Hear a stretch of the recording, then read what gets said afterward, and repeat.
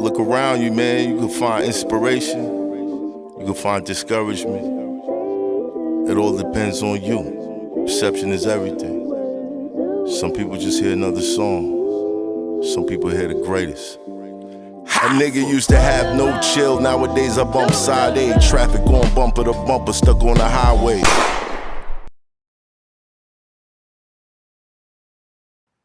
Why do you think that is? I think that the Method Man combination of it, it just made it more, you know, with those two together. I think they was trying to complement each other, and that's what made, like I said before, the hard part of Reggie Paws, of him doing, you know, like he was like, you know, It was great. Right. That part was, he left it, you know, the part as far as, you know, maybe because it, you know, Reggie was kind of frightening to people, you know. To get on the track with. No, not that his image in his general. image, the tissue in his nose, the hats. Yeah. And then you, if you watch Rated R teaser, and he's like, you know, with the, you know, a punk Michael Myers with the, like, and he's like, you know, it was again real wicked, scary, you know, to people. So when he fixed his whole thing up, you know, and it got, you know, whatever more, a little more cleaner, playful. That part, I think that what happened, even though Muddy Waters came behind it. Right. You know, so, you know, I can't really say too, because it was that, but again, I just felt that, you know, he sold more records, you know. But and that was it if it ain't broke, don't fix it? Right. Right. And then again, they became the team. Yeah. Blackout came, the movie came, and so Blackout had its moments though. No, I'm not saying it didn't. I'm just saying the fact that, again, there was none of that, again, when Reggie, you know, saying whatever, you know. You wasn't expecting him to stay with that. It was the whole thing. Yo, Chaz, you were supposed to curse him out real fast. Oh, yeah, right. Nah, codes. Nah, that's the barber. Yeah, he know. That's the Yeah, he didn't know because you didn't say. Even though she read it, she didn't say roll, camera. Right. Camera rolling. Yeah. All right, so I guess we here. Right. All right, we back. Yeah, we back. And my expert opinion, the greatest show in the world. You missed all of that. Yeah, right. So no, why we wouldn't got he it. jump in? We got it. Why wouldn't he jump in? You didn't give all the intro. This whole thing is gonna be on camera. Yo, E, you gotta say it with us, E. Let's do that one more time, man. My expert opinion, the greatest show in the world. Hit that like, hit that share, let everybody know you ain't here. Don't cost you no paper unless you some mother hater. Don't be one of those. Get him, hit get that him, subscribe get button. Even though you already big already, but hit the fucking subscribe button. He double said it. Keep hating. Good shit, Chan. Yo, that screen's not on camera, right? Traces of lipstick It is? on my collar. The screen up. BBC. All right, cool. How did that lava when you I get it on popping. Doc, unlock your doors. Yo, all right, so this is one of those episodes, right? Shout out to MECC. Shout out to the guys. Peace. Splat Murder. My brother. Peace, champ. Peace up. Peace. Right. Everything's great. It's like I'm a Quran. Listen, That's in the backwards, right? Go ahead. Yeah. We have, listen, it's a legend in the building. At the start of this thing, one of the most notable dynamic duos in the beginning of hip hop, to superstar producer, to founding a squad of killers, to what do you call it when you bring someone back from the resurrection. Making resurrection records with artists that we love for years. I mean, there's not many accolades that other artists have that you can't place on this man. Like, Bro, we got Eric Sermon in the room.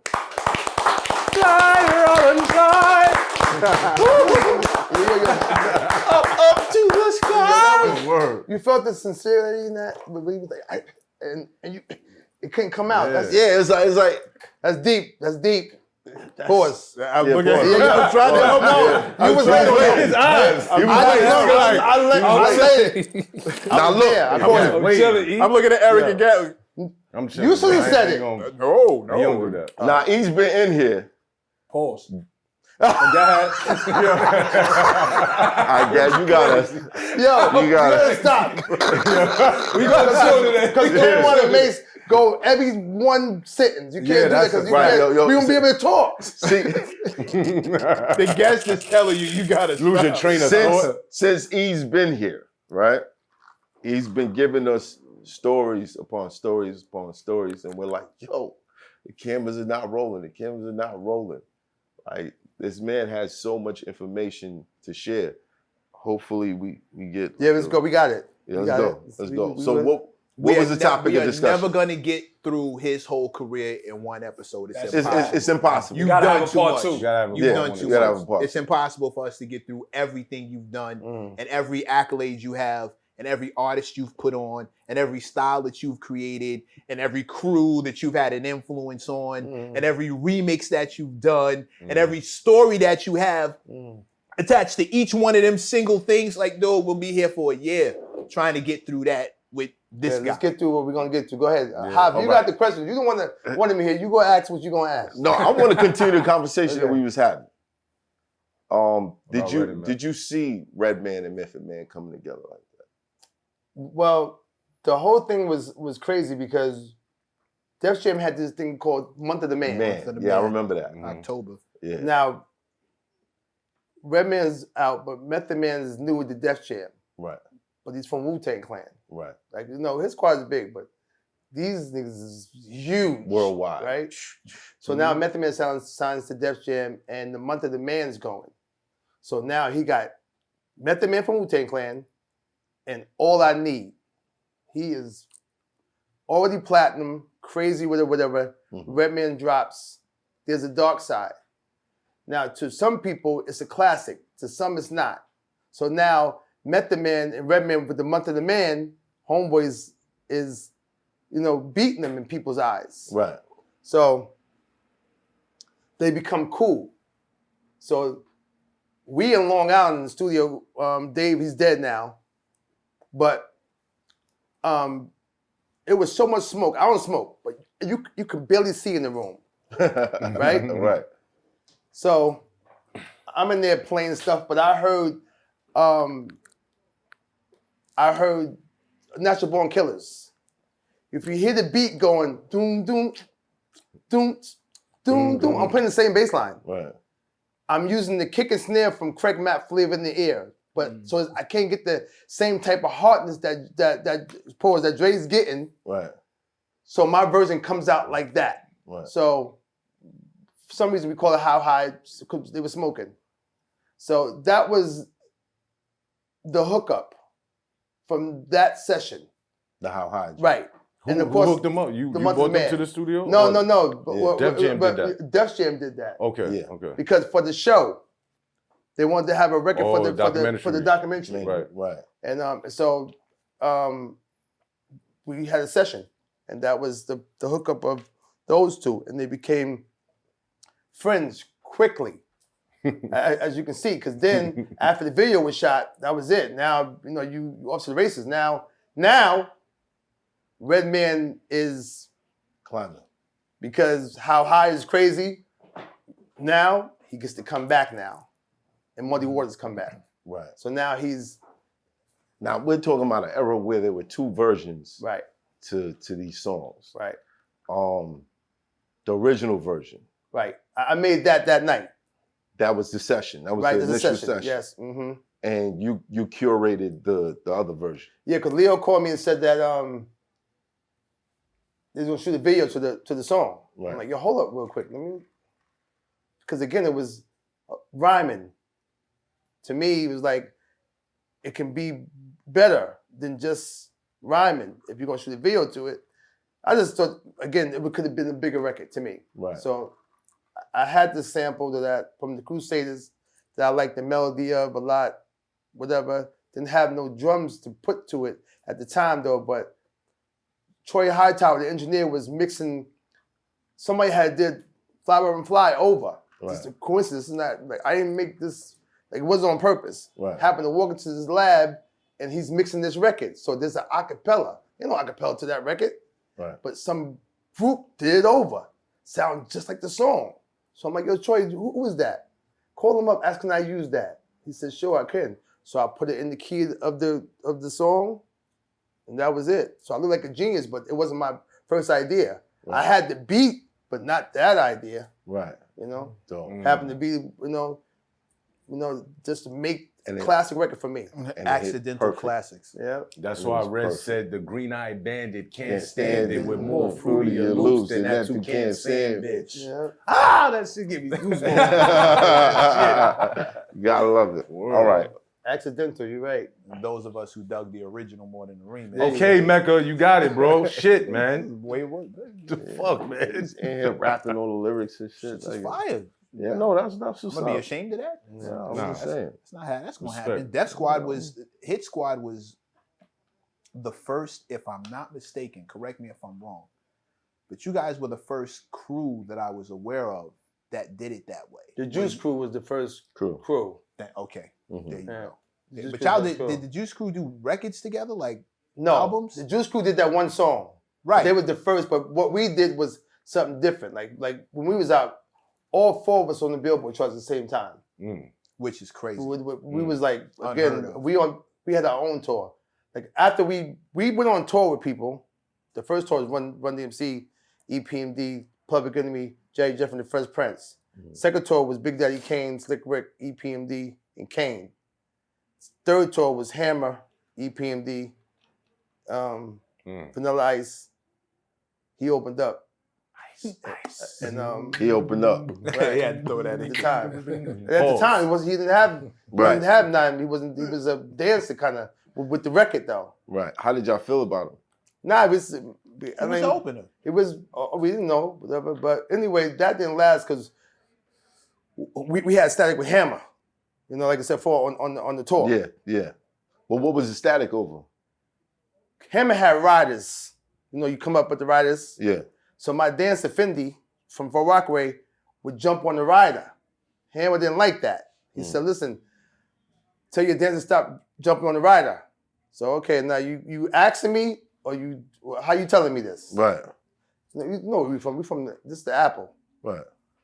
No hardcore shit, but street man to man. Right. Just asking me in a way that's gonna be cool. Right.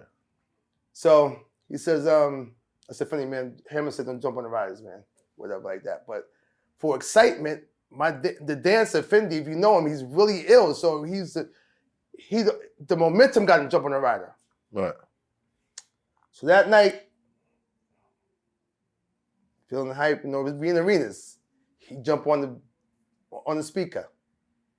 So once we come down, Hammer's brother come over and get into Fendi's face. Now I'm not on that side yet. Right. This is during Hammer's set? No, this is when we get off the Your stage. set Hammer ain't ended. on yet. Right.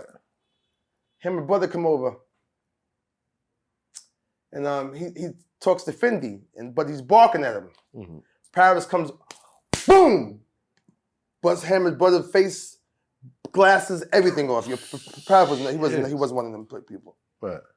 So after we do that, we see all of Hammer's people come towards us. So we rode, but we fucked around and went down the hallway. So we stuck. Only 4 of us. Right. There's 30 niggas in there. Right. With police. So Solo is stands up. Hammer brother, you probably know, Lou, he's like, yeah, I want the Eric Sermon kid. Right. So we here, we already. But the sheriffs was already coming. Right. So before the brawl happened, we knew we was like, you know, my man Alvin, he's dead now too, but he was a dog. Right. But at the end of the day, we left. The next day, we get a phone call from Russell. Hold on. Don't skip past that. Don't skip past that. What happened? It didn't go down. It didn't go down. The The sheriff sheriff came. came. They Okay, diffused all it. right, cool. They diffused it, but it was already stuck to where we was only 4 people. Right. You know how many? He got 70 dancers anyway. Right. So we was like, Facts. That was your Whatever. ass, Mr. Postman. so and so the next day, what I'm trying to say is the fact that once the phone call came in, he already had called Russell. Said we don't want no problems with them. None. It got so bad the next day in Oakland, he didn't show up to his own show. Wow. Because then you would have to do this. Not saying that he wasn't getting busy, but he just didn't, I guess he didn't want it. Wasn't worth it, I guess. He held it down. And Too Short was out there with me. So he said, Eric, don't worry about it, we here. Now, he's from Oakland, Yeah. but he still was my boy. Eric, I got 30 niggas out here with me. Oh, me and Short is best friends to this day. Because again, he didn't have to do that. Right. I'm like, yo, what you mean? Because I'm thinking that you are in Oakland. This is your spot. Right. But he was like, no, I got you. Got 30 niggas out here with me. Right. So Short Parish dog. landed the only punch Yeah. in the brawl. Mm-hmm. Damn. Wow. But then this record started happening. I don't. Did him ever dish out? No. The Redman beef happened because Redman dissed him on and said about his moms. Yeah, Hammer ain't shit. His mama ain't shit. And then Daddy Hammer ain't came back shit. with the skull cap and everything too in the video. Wearing Carl Kanai. Yeah. Talking about. But again, they got cool because at the last day of the hip hop thing on MTV, MTV Raps, when we all got together, I was there. We squashed the beef there. Well, him and Reggie did. But I wouldn't listen. I didn't want to really catch it with Hammer because again, the nigga throw hands too. Yeah. But at that moment, nobody wanted nothing. That's good and that escalated. That's great. Yeah, because I every time I think I'll be like, damn, bro, we wouldn't have made it. I was God. We wouldn't have made it because there was too many. Yeah. No matter what, a 6'2", heavy set. Yeah. Why did the guy that Parish punched want to fight you instead of Parish? No, not that brother. It was another it was brother. Oh, a whole another different. brother. Oh, you know how that shit whole go. different brother. Yeah, that's crazy. We hear about the stories from back then, before social media, before everybody was filming every piece of drama, whether it was authentic or created, Right. or made strictly for the camera. But we hear about those stories from the background, but you were living those, all those wild moments that if they'd have made it to camera, somebody would have got locked up. We was in Carolina, and so I forgot them boys was not playing. Well, my man walked into a club. It was me and Special Ed went to a club. We in a club, and Special Ed walked by, and niggas like, ain't no stars in here. Niggas want to flash money, the whole nine. Yeah. Whatever. So me and my man walked in afterwards too. And he was still talking shit. My man hit him, and the gun fell. But it was like the gun was moving fast towards the back. So it was moving. It was just feet. So we tried to go get it. Right. But it kept it was like some movie, like it kept going. so now we gotta run back out. Right. And they busting. Bop, bop, bop, bop, bop, bop, bop, bop, bop. Now, me, I'm about 30 pounds lighter than this. I'm running. I jump in the ditch. Give a fuck. I don't know how. My man is fast. I'm neck and neck with this nigga. Like, yo, I jump in the ditch. Didn't get hurting like that. So by the time it got messed up, niggas like, Eric, I'm like, yo, down here. So we get out, we by the highway, some girl takes us back to the hotel.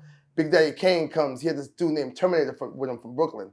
So, and he's like, yo, when to go back? I'm like, interviews are going back, because it's over now, Yeah. But those are the things where people don't think back then because there was no cameras the whole nine, but it was a lot of them. Up in Rochester, they was in them boys too. It was dangerous, man.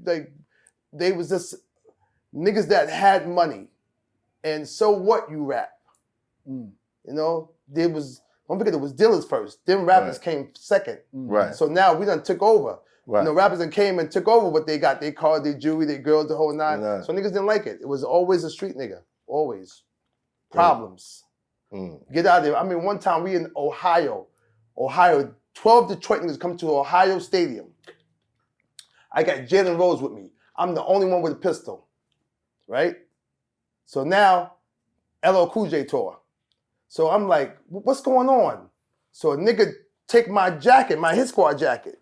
So now I'm mad because we only got one. I'm for the tour I'm rocking. So he in the crowd with the jacket, but we can't get to him. So I'm just still in there waiting. But in the meantime, they tearing the arena to pieces. Detroit niggas. Like there's 12 of them. Yeah. Tear it to pieces. But outside is more of them. Bussin'. I'm the only one. So I give my man the gun. But guess who I got with me? Jalen Rose. Detroit Pistons. We running. My man got the van. My man got the. It's real. No, My man got the van running. it 100. While the van is moving, Jalen jumps in the van. And we jump in and we get out. How many close calls like that did y'all have? It's just what it was back then. It was the people talk about, again, when you see stuff happening now with the young people though too, back then too, the same thing. Everybody was it was new rap music, but again, like I said before, the drug dealers was the same, they was on the way out. Right. Yeah. They ain't like They was being replaced. They was being replaced. Right. Don't forget, we grew up looking at them. Right. With the money and the whole nine, boom, boom. Now, like, the rappers got it. Now the rappers got the big chains. And My all mom that. thought y'all were drug dealers on the cover of on the album cover. You leaning on cars, bucket hats, rope chains. It looked like a picture of a couple of You drug don't pay them full. You look at Eric Yeah. B, like, don't forget this is Fort Green niggas. Don't forget, I'm from Pinkhousen, so this is the Plaza, Pinkhousen, Cypress. This is all this Brooklyn, and then you have Fort Greene where you see Supreme and Hawk Dog and them. These are all, you know, these are all street niggas, and all these niggas was murderers. 50 Cent, the original, all these niggas was, it was all reading the same thing. Right. So it's what you gonna do and who you rolling with, because everybody else is not having it. And every time you would get looked at or somebody would say, yo, I was performing uptown at one of them things, the rooftop. Yeah. On my children. I've stepped on a dude's sneaker by mistake. He was ready to give me the business. I'm like, yo, because I don't know, I'm from Long Island. But inside there that night, we Stiff and Polo, Rich, and Alpo. Alpo, Rich, and then was all in that night. It was 12 people in there. It was ghost town. We was new. But they came to watch. But that night was my first experience of somebody, again, you know, being in the place not knowing how the city life was, you know? A lot of niggas lost their life stepping on niggas' toes Yes. in the city. Facts. Yes. Facts. Just stepping on a nigga new Air Forces. Yeah, And I was just walking, I'm like, yo, and I'm like, not even like a real stomp, just a scuff or whatever it was, but wanted to give, but I was like, yo, man, and we was, again, how I am now. Like, my man's having to take me to the airport, but I rolled dolo, you know? That's why when niggas hear the story and see my head split and my whole shit, that's why I fuck bitches. I was a hoe. I didn't give a fuck about no borough. Where you live at? Okay. By myself. Yeah, we creeping. Or by myself. We hear all every time. Anybody say something different, be like, yo, that nigga, no, that sermon be, I hear Uncle Murder say, oh yeah, I saw Uncle, he in the PJs every day. This is what it was. It wasn't about you know, where we was doing, it's what you did. You hung with niggas. So if you was in Plaza and it was Wonderful and Ron Do and Ken Do and them, that's where you was at. Right. Where all these niggas that was killers, you chill, these are my peoples. I just happen to be a rapper. I was a rapper with my man selling crack. getting ready to rob a nigga's house with crack on the floor of my mother's Lincoln. And It's My Thing come on the radio.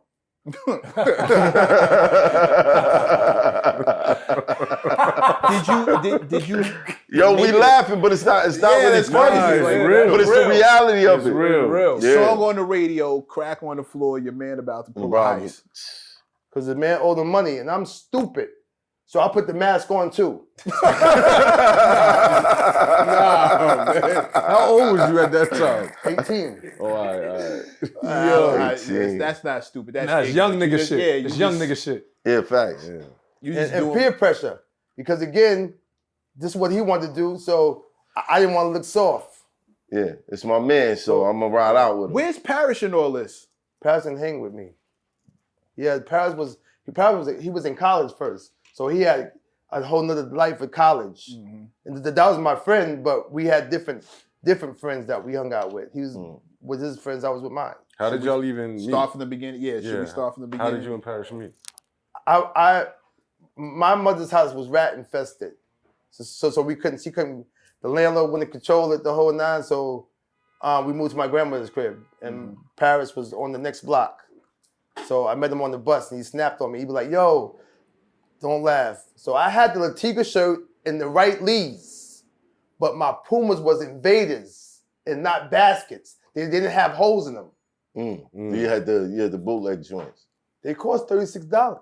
I thought they were the right ones. They were $36. He keeping it 100 though. I like that. Right. So when Paris It's 36 back in the 80s. Y'all right. chill out. So when Paris saw it, he was like, started laughing at me. You know what I mean? And don't forget, I'm new, 8th grade. You know what I'm saying? They popular. I'm new. You know the new kid in the song says, Right. you got no wins. Facts. So he just started snapping. He's like, what are those? What the kids say now? You know, just laughing at my sneakers. Then I got 2 sisters. So I was trying to do my clothes like, okay, because I only had a couple of sets. So I would do this on Tuesday, and then when it would come back around again fast, the same clothes. Right. I know the feeling. I've been through You that. had a Monday, same. right? Sometimes you had to repeat Monday on Wednesday or Thursday. You know what I'm But saying? after- And then right. Tuesday on Friday. Switch the sweaters Right. around, wear the same jeans And for like 2 days. after a couple of weeks, niggas start to figure it out. Like, yo, he got on his Monday jeans on Wednesday. You know what I'm saying? I had 2 And you sisters. start getting pointed out. So I wanted them to, it was better for them not to get snapped on than me get snapped on. But then, the part of town I was from, Regis Park in Brentwood, it was a cool side. So he's like, I said, yo, I rap. And that was it. I had 2 stories. I had the Bernard Getz story and I had Jane. I wrote Jane when I was 12. Hanging out late, drinking a couple of brews. So anyway, I wrote that when I was 12. So I wrote that rhyme. So then he was like telling his friends, yo, just watch my man rap. Because Paris didn't rhyme. Right. He didn't rap, and Paris was a DJ. So I didn't know that. So once we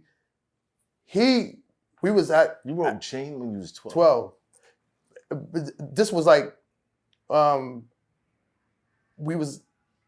Alert was playing songs. Right. So we heard stuff. So I'm like, he's like, yo, what they doing that, we can do that too, because certain stuff wasn't as ill as we thought it was. Right.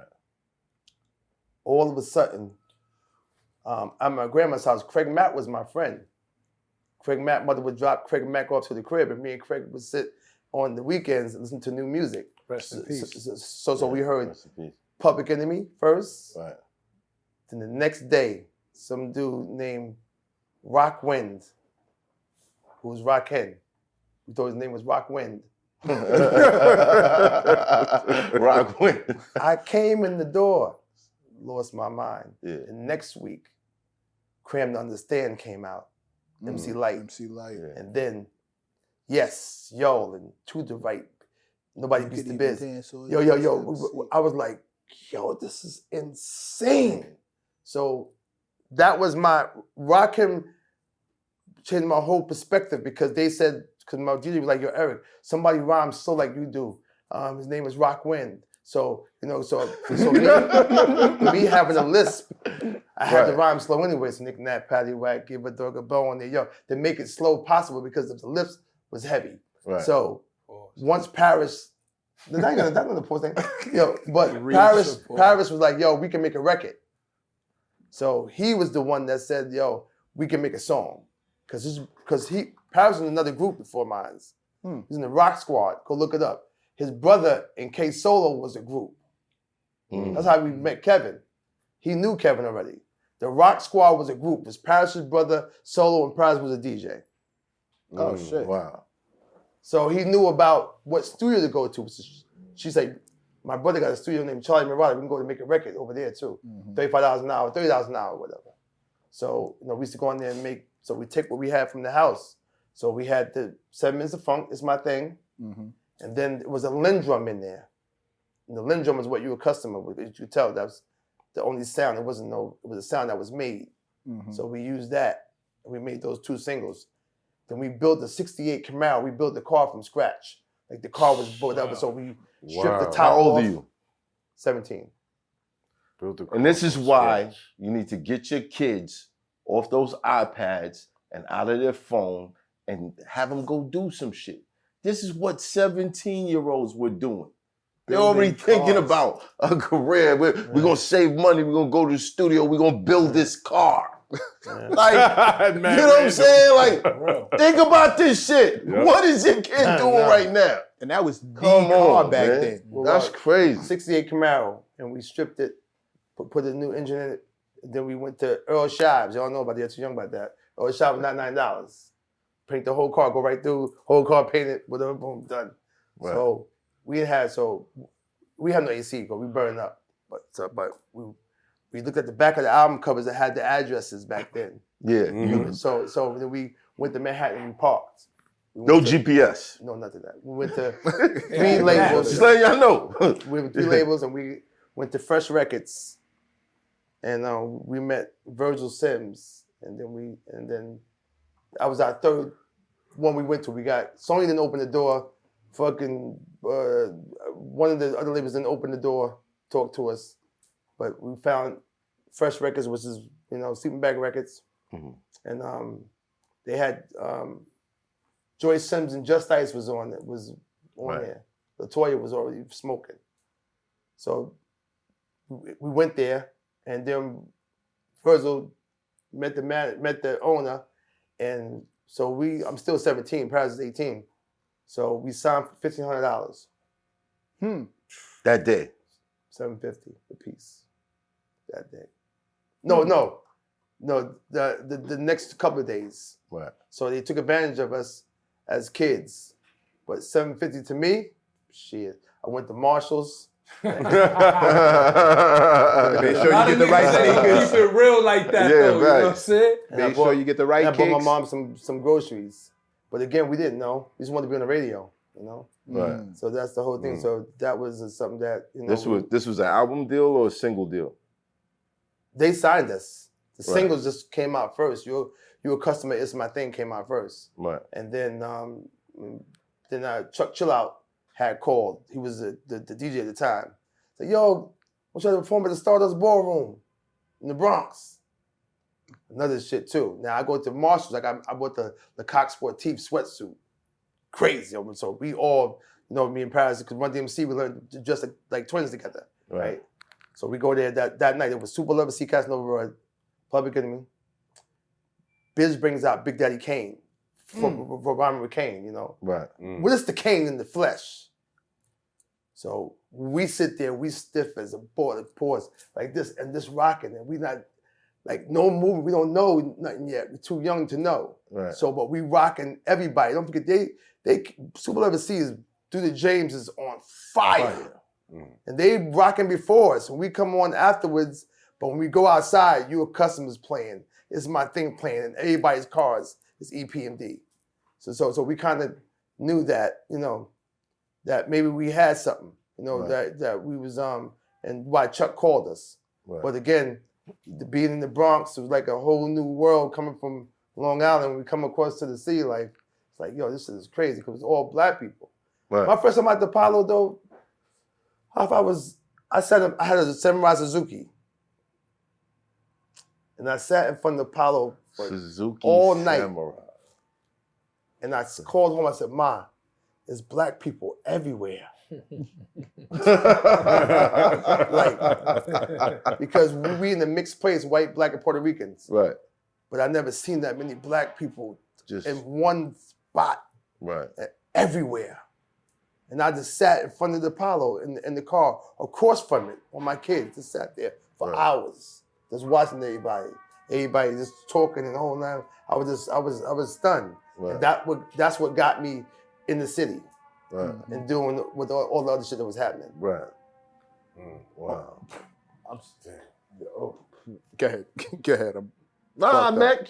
Nah, this is on you. Oh, okay, cool. How'd you get Parish to? You skip past the fact that Parish started rhyming. Yeah. Yeah, because it was a thing to pick up.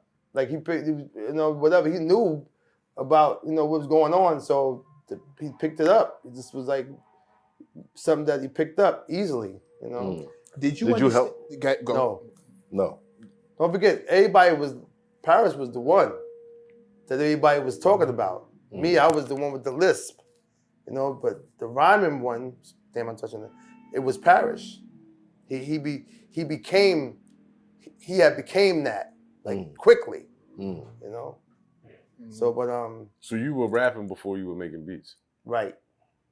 To tell you the truth, the engineer that we had, Charlie, he had the equipment. We had the songs. So in actuality, he maybe was the producer in the beginning. Right. Because we didn't have no machines. We didn't know how to work no machines. We just know what we wanted to hear. So we are the producer, but it's like somebody else who bring the idea. You can say that you produce too, but we didn't know how to program it. Right. We didn't have the machines. So that's why we give him credit now, and when I'm talking about him now, because we didn't have it. We didn't know how to do no programming. We just knew what we wanted to make in the beginning. My first machine came in 1990. And that's when I started programming and making records. And 91 came. What'd you get? A W30, Roland W30. It was like a keyboard, a workstation. I got the ASR10 that everybody, that Kanye one works. Everybody, Timbaland and RZA worked on the first album with. Right. For some reason, I couldn't get it to work for me. But this cheap one was easier for me. Right. So I worked on that. So I did everything from crossover to headbanger to what the album to Muddy to the fourth Epmd, the third, all of that on that machine up to 2002. I made music on that machine. 15 seconds that machine got. And I just sped everything up and whatever, because when it's, like I said before, if it ain't broken, don't fix it. So I just kept it. And so that sound that y'all hearing came from that machine. Like whoever used the SP1200 and that sound, that's what that keyboard gave me. It gave me that. Wow. No, thinking about that, like, the ASR10, everybody had that joint. Yeah, you still use made that. all that on... Yeah, on the workstation. I walk into Black Street. I did Booty Call from the Black Street album. I walk in there with the keyboard. It was two keys missing, So Teddy, I plugged in my the floppy disk and pressed play. Teddy like, oh, that's coming out of this. I'm like, yeah, this is how I program. And I used to shock everybody because I had met Pharrell there too. If you go online, there's records with me and Pharrell that I made in the beginning with Pharrell at Teddy's. Wow. There's a record called Boot Organization and something else I made because I met him there. He was a producer with Teddy when I was doing Black Street.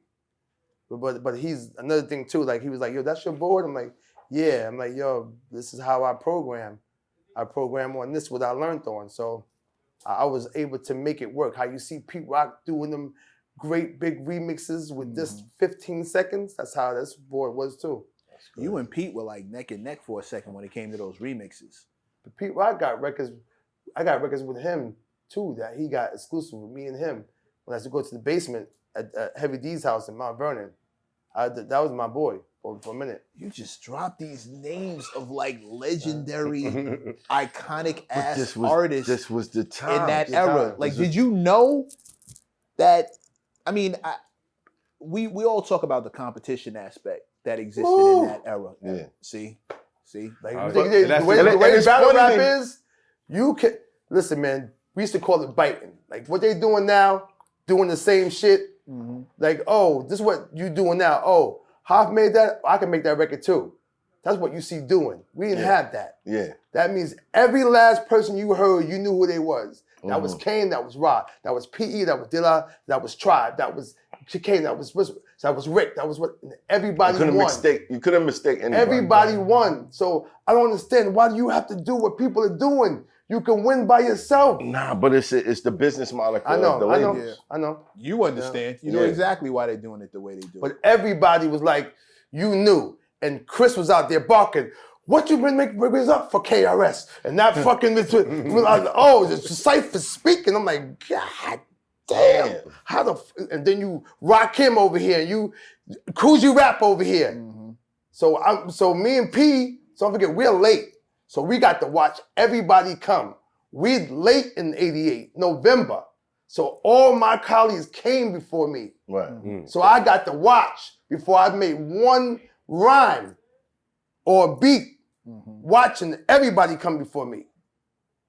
So by the time it's my thing coming, I'm like, and I'm saying that, MC's out there, you better stay in EPMD is what we already knew. So we talking it. Because we gotta talk it because they talking it. Don't get too close, you might get shot. We gotta make sure. And Rakim is there. Niggas say we signed it to R. Music was whack. We dropped the album strictly business. Thought it was 4 days later. The LP one goes what you said. Automatically, let you know from the door, we are not the ones to be talking about. Then the Rakim beef started in the beginning. Walk us through that, please. Yeah. Rakim made Ain't No Joke. You can get the smack for this, Ain't No Joke. Yeah. EPMD comes out like a dick 'em smack. You smack me and I smack you back. The hood took it. And yo, you heard what them niggas from the EPMD said about in the record? They dish you, my nigga.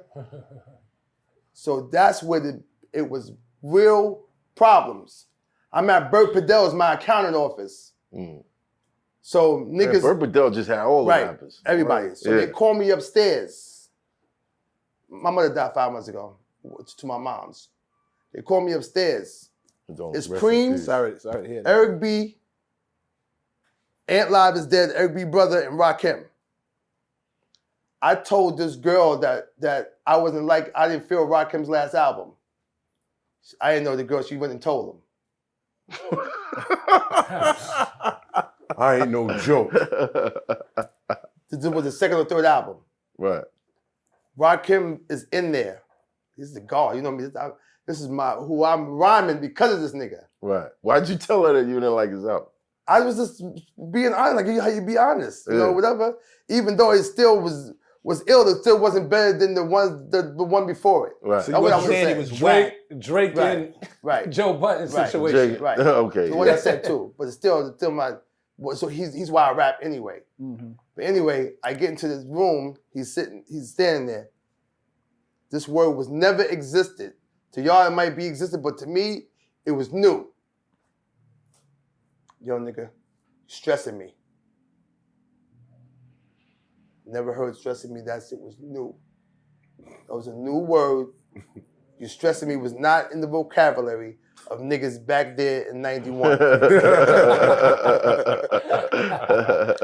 Big window, 20th floor. I'm going out that window.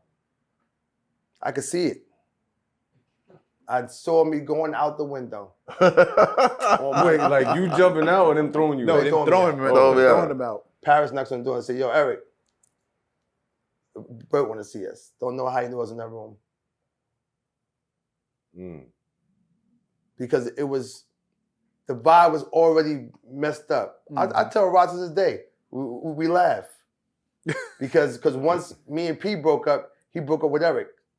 Right. You know? So we that talked day about you almost that. killed me in the But accountant's Parish office? squashed the beef in the club called The Building. they happened to be at the bar, and then Parish called me over. So I shook hands with him the whole nine, boom, boom. But again, it was like the hood made the beef. Didn't Rakim at the 20th anniversary at the Apollo from the East Coast, West Coast thing. Mm-hmm. After that thing happened, he came back with Follow Leader. My brother said, "Dick him, I never duck him. We couldn't follow leader, so I drug him in the danger zone." So that whole shit was me and Parish. My brother said, "Dick him, I never duck him," from like a dick him smack. So I drug him to the danger zone. The whole shit. It just kept going. I'm like, Parish, you can't, man. I'm not going behind that. You need to leave that nigga alone. That's funny to hear because as a kid, even it's even funny for me to hear you say Parish was the, because I used to be like, yeah, Eric Sermon, yo, Eric Sermon's crazy. Eric Sermon, yo, I used to be hyped to hear your verses. Right. Yeah. So to hear this is like, Joe what? and them and those rappers that when you hear them talking, they talk about Parish Smith. Wow. I was the charisma person to people, but you're right. You get that too. But as far as the rapper, it was him. Especially with Rampage. You know, because, you know, we can get rugged, tough. You know, that was, you know. I don't know. Yeah, but I'm saying, but again, I wasn't there in that thing. Right. When that situation was going on. It was him and LL, they was together. I don't know where I was at. I wasn't there. But they was going back and forth in the studio, as you can tell. But in the middle of the rhyming things, you know, Todd is always subliminal. Okay, who you on the mic with? He gonna say something. So was it a natural thing for MCs to go with each other when they collabed on? It wasn't natural but Todd is a battle rapper. Mm-hmm. So that was something that he, you know, whatever. And he had, you know, if a shot was blown, you couldn't tell till later. You know? Right. He was like, this is a good verse. Because he's our friend. Right. You're like, what did he just say? Parish, you. Because when I heard To the Break of Dawn, I was like, give me that microphone. I'm going to show you the real meaning of the dangers. I'm like, yo, that's... Isn't he our boy? Because there's only Lounge Homeboy, you in the danger zone. Right. But like we the only ones saying that quote. Right. And if it's not, okay, but we know. And this is what it sounds like it is. Did it ever get back to you that LL was like, yeah, I just smoked them on their track? He didn't. No? We was friends. Right. Same thing too, like the cannabis thing. That cannabis like LL Cool J's tattoo. Like, yo, can I get a tat like that? L told the story. Can I get a tat? Can I get I want to get a tat like that. L was like, get your own tat, you know? Yeah, whatever. Don't bite my shit.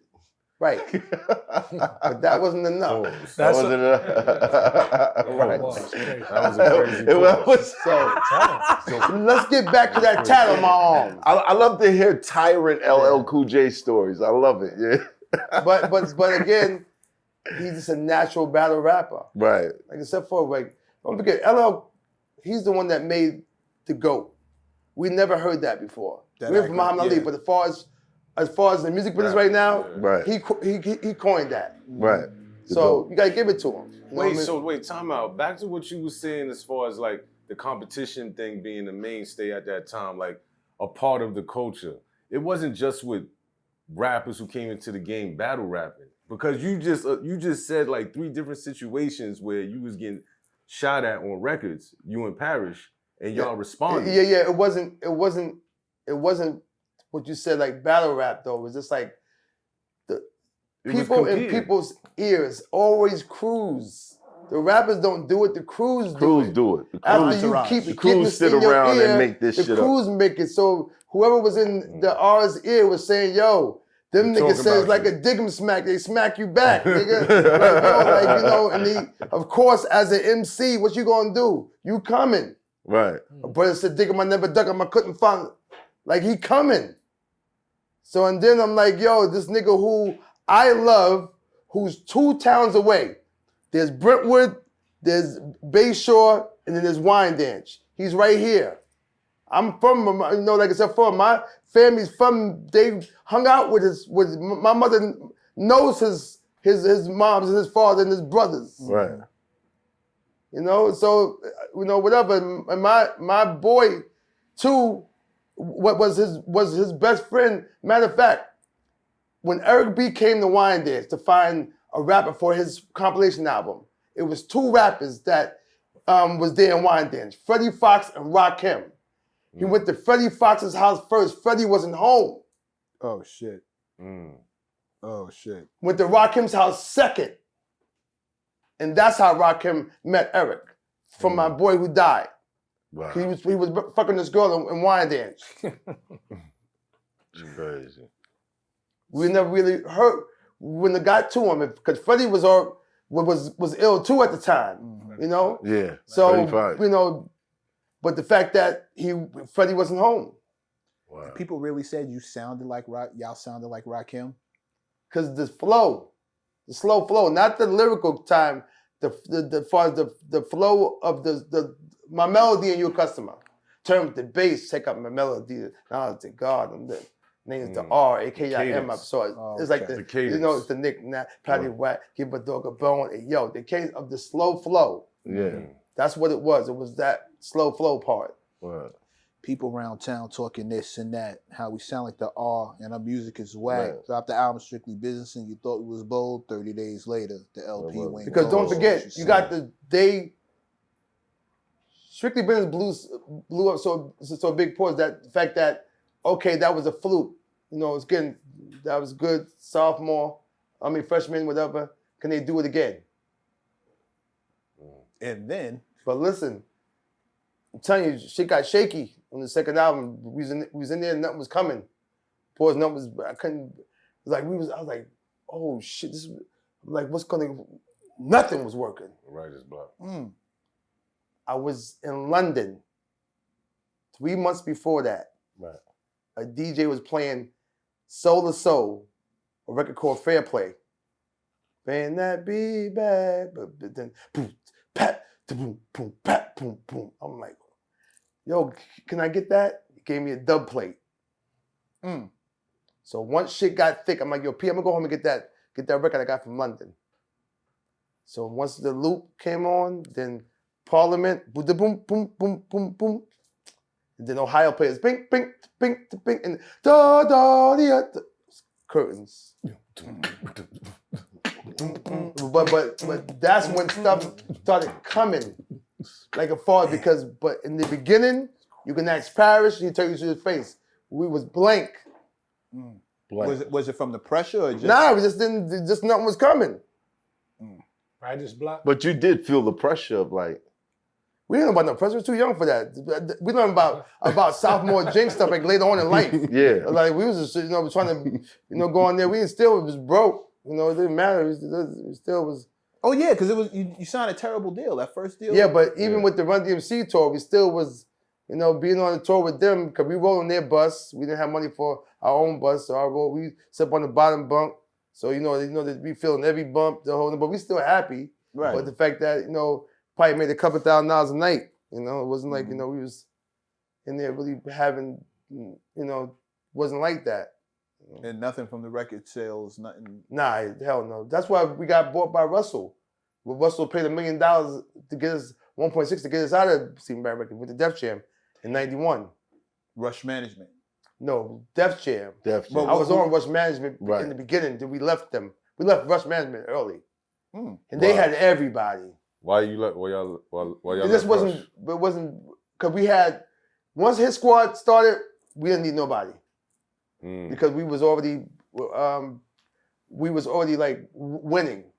DOS Effects, Redman, and Solo, and EPMD. So we had our own tours and the whole lot. So, but we managed ourselves. Just took it over ourselves instead of giving Leo the money. Russell paid 1.6 to get y'all off a sleeping bag. Yeah, at that time because Sleeping Bag they was wrong. They had Nice and Smooth. They had all these groups and they was getting new cars. You walk in the office, new desks, computers. That you could tell shit was different. Something was wrong. Right. So Russell was like, we're gonna audit them, and of course he wanted the group. DMC told Russell. No, Run told his brother, go get them EPMD guys. Need them on the tour. Because our time is almost limited. Word? Shit changed. The era was Rakim changed. Once that nigga came out, everything was different. I've heard DMC say that. Yeah. DMC says I've heard different. DMC say his And Kane. homeboy brought him Kane. Rakim. And Kane. He listened to him in the car, and he threw his man out the car and was like, "Yo, my career's over." Yeah, thing's different. This It's is changed. I've heard that. It was it. That's crazy that you could hear It was that and just serious. automatically think that. They was You think about the way Run crazy. DMC used to rap. yeah, And then you think about that. Right. You hear about that? Rakim, it's literally a changing of the guard. It's a new style. It's never been Seven heard. MCs, put them in a line. Like, what? Who is he? G.O.D. Yeah. Give it to him. Right. Yeah. I ain't going to announce it. Be like, he ain't. What you call yourself? God? Okay, hey, God. So once you got to Def Jam, what changed? Money. They had to prove themselves because we had 2 #1 albums back to back. See, people talk about my era, but EPMD was the only one to have 4 #1 albums straight. People don't talk about that. 4. We do. 4. We do. I have 12 #1 singles within my crew, from the Redman, Murray, Illegal, Eric Sermon, and EPMD.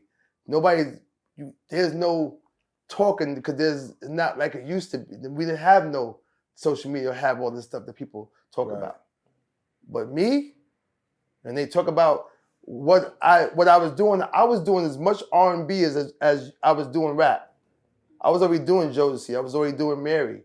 I was already had this stuff going. Chico the Bars, D'Angelo, Brownstone. So when you hear If You Love Me and you hear Trace, Tory Lane, I did that. That's only on the bottom beat is K-Soul Spellbound. That's going boom, boom,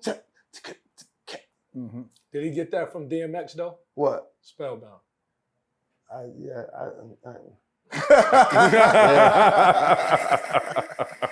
First time it's so crazy because you see DMX's, you won't know DMX to lie, right? Right. Like he won't be like, yo, you can't see him lying. I think that in jail, they was together, and you saw Solo, the lie detector test didn't give it to him all the way. Solo was very creative, very. Right. DMX creative too. But to me, I think both of them was in there together, and I think that Solo mastered it. The spellbound stuff. Yeah. Spelling out the, okay. I guess. But I can't see DMX, the person that we know, saying it, and it's not, and he's right. He believes he thinks right. They probably had a cipher in the yard. You know what I'm saying? I heard that happen a couple of times, man. Yeah. You heard what? There'd be a cipher in the yard and somebody get out before the other come person. home and take and that rhyme would be out. You know what I'm saying? I know 2 people that's He rappers. said, why not? I know 2 people right now that's rappers that did that I was locked up with. Wow. And they made some money. Dave Hollister was one of yours. I got it from when I did Blackstreet. One woman, man. So no, that was Mike City. Oh, I did the first album was just under me. Okay. I produced the first. The second one, again, me and Dave got into a situation. He wanted to get out of my contract because he had blew up, but he had got some manager nigga. You know how the niggas. Yeah. So we in LA. He got some street niggas to come and strong arm me. Right. Because either you're gonna go bankrupt or I'm gonna sign the release. I'm in Cali with a couple of Mansfield Crip niggas, D-Mac, fucking my boy Treater. These are dudes who we hang out with, again, too. Right. So they come at me, whatever, with the guy. Whatever, he's, saying, yo, So with the Dave contract, boom, boom. I'm like, Dave got you coming here for me to sign the paper for him to get a release? He's like, I'm like, why would you want to do that? Like, because I hooked Dave up. He first stuck me up for a navigator. Then he wanted $75,000 cash up front, along with the budget. So he stuck me up, but I knew I was getting $1 million, so I really didn't care about what he was asking for. Right. But I said, yo, but no, he's sticking me up. Because Dave was a hired help in Blackstreet. Teddy never signed him. That's why I was able to get him. Right. Can you imagine that? Before I let go, 2 million records, and he ain't signed. Wow. Was that the reason? What you mean? I don't know what happened. Pulling stuff like that. But the fact that he wasn't signed was kind of ill. Yeah. MTV done won 2 million records before they go whatever, Right. so I was able to go ahead, whatever. But he stuck me up for the navigator and for some upfront cash. So it was cool. But the fact that he had gotten into a situation, whatever happened, this guy had came in his life as management. Like, yo, we don't need Eric, we're gonna get rid of him. So that strong on me. So I laughed. Because again, it can happen right now. What we doing? So my man was like, yo, what up, nigga? To the dude, like, that nigga's my son. And then all of a sudden he's like, yo, Dave, ain't gonna happen. On my mom's. Ain't gonna happen. So that was my last thing. He went bankrupt and got out. Wow. He went bankrupt. Yeah, he had to get out of my shit. Because he wanted to get out. Because the manager that he was with was like, yo, wanted it to happen. That's the only way it's gonna happen. Because it wasn't gonna be me signing on paper. So they had to pay out. No, I had to pay. He had to do shit. He went bankrupt, so he gets to get off. Oh, declare bankruptcy. Yeah, So you get, to get out of the debt. Yeah. Why would you want to bounce from Eric Sermon doing all this because shit? Whoever represented him, they did that. But again, after he left, that was the end. You didn't hear from him no more. Is that why you haven't? Because you didn't make your own. There was never like a Hit Squad Records per se that signed all these people who you were attached to. You didn't like have artists. You worked with. Well, them. the Hit Squad was different. Def Squad came after the Hit Squad. So Def Squad was me, Redman, Keith Murray, Dave Hollister, Alfonso. That was came after. That you started Def Squad. I did. I had to. No, that was after Hit Squad. He started After Hit Squad. Yeah. You said you had to. Why? Because the Hit Squad was over. Now it was like, do I fight for the name to get the Hit Squad name, or do I start something different? And Russell was like, start something different. So I said, let me get that Def. You know? Right. Go ahead then, take it. You know? Def Squad. You know, we got to talk about why the original crew broke up. You guys cool since 8th grade, doing records together. He convinces you to come do a record. You convince him to rap. He was originally a DJ. Y'all go to the studio. You're the babies of the era. All these massive giants are now have their eyes on you, and you're creating a dynasty. I'm fast forwarding through a lot of shit. You're creating this dynasty of dope. Paris was a problem. I mean, like I said, for those beginning ideas was mostly Parish Smith in the beginning. Right. The beginning, because again, he was a DJ, so he had the records. Right. People look at me and say automatically think it's me, but it was Parish Smith. Because you went on to be the ill producer. Afterwards, yes. Right.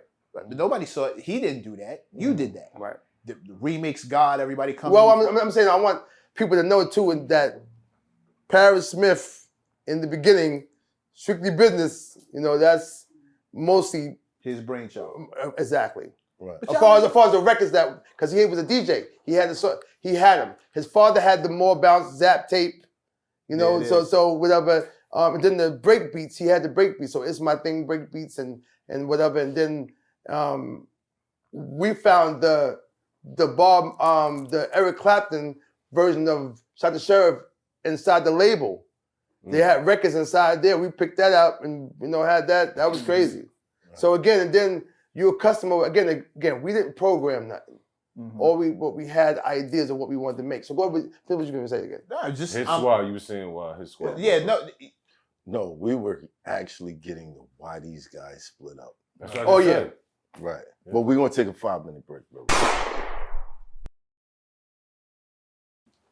That's funny though, because we'll have like other guys from from that era on here, and they don't talk about all the little I shots. don't go in detail. They don't get into that. Nope. Well, listen, man. Sometimes they worry about the men talk, so we have these combos. Right. So I'm not worried about nobody coming if I didn't say it. Right.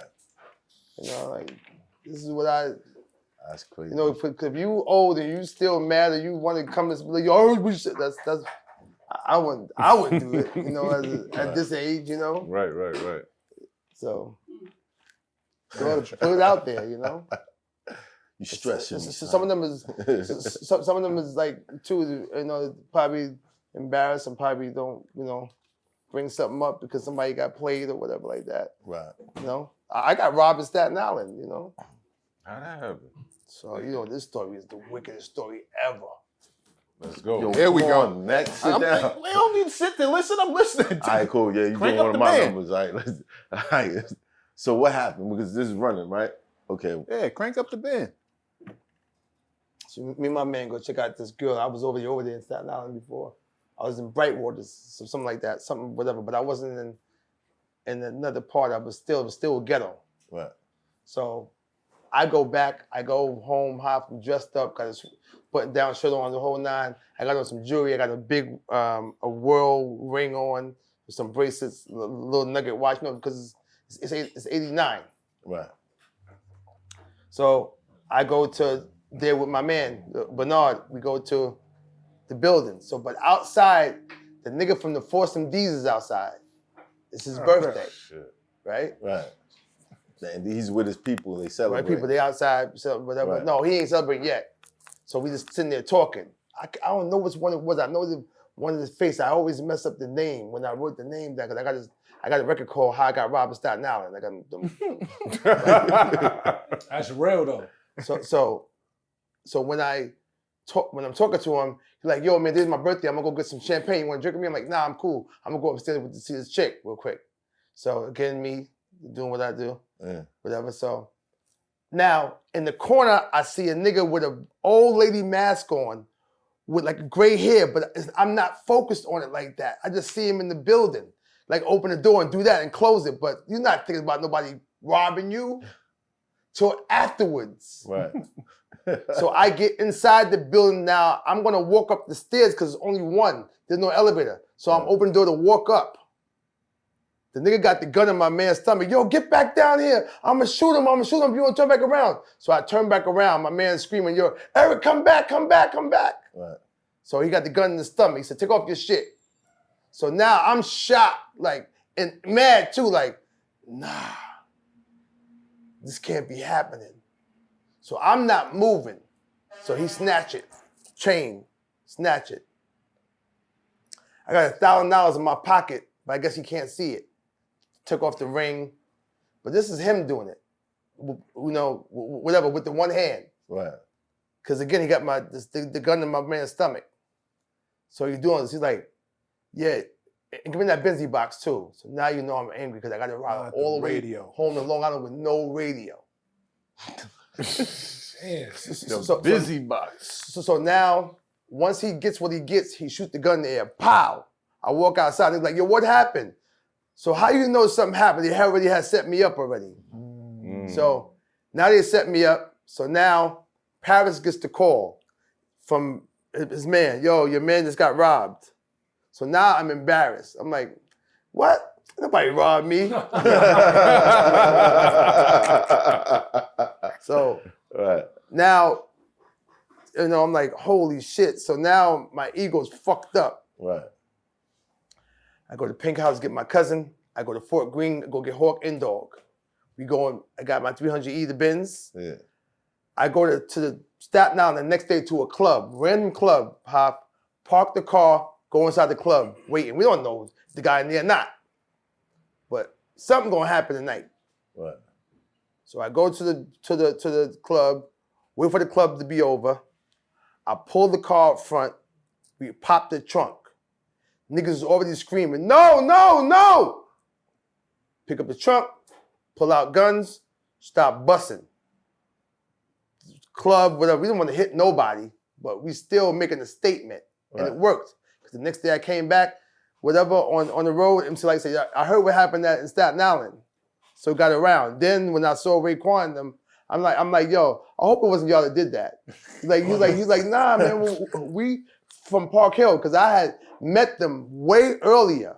I knew Wu-Tang because Raekwon says on an interview that, I almost signed to ERICK. I was on, when he was Shala, I was on Raekwon's steps in Staten Island, talking to him. Just getting ready to sign him. Wow.